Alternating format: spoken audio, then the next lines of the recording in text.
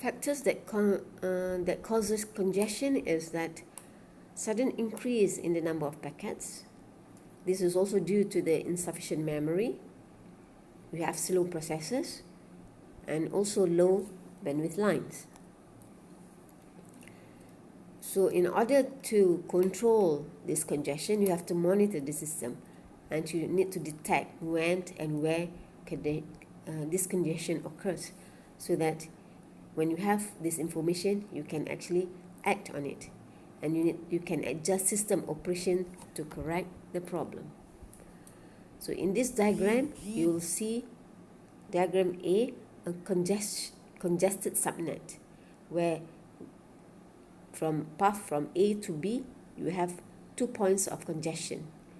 So if you monitor this, you can actually avoid this path, right, by a redrawn subnet, which you eliminates congestion and you create a virtual circuit from A to B. Congestion control in datagram is actually to find alternative route for data transmission.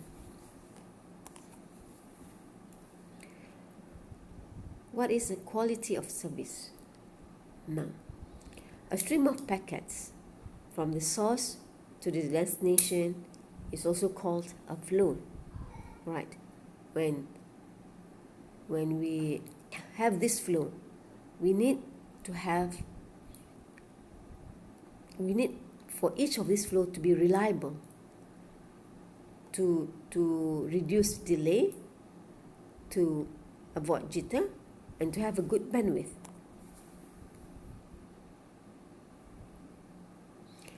So this is actually the quality of service requirements. For instance, email, it must be reliable. It must have low delay, low jitter, but it can have a low bandwidth. For file transfer, meaning that you need it to be reliable with low delay, low jitter, but medium bandwidth, because you are transferring a file which actually a big size. Jitter is the variation in the packet arrival times. High jitter means having some packets taking 20 milliseconds to arrive at the destination, while others taking 30 milliseconds to arrive. Whereas a low jitter, most packets arrive in the range of 24.5 milliseconds and 25.5 milliseconds.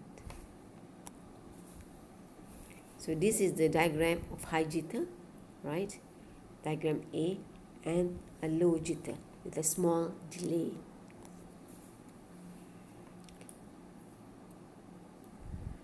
So technique to have a good quality of service is to over provision of resources. We need to have buffering techniques, traffic shaping, a leaky bucket algorithm, and also token bucket algorithm.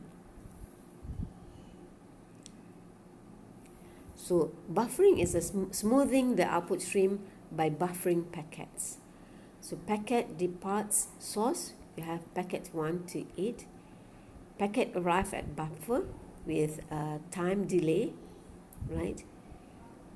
So packet removed from the buffer, you'll see gap. Because of this, you'll see gap in your playback.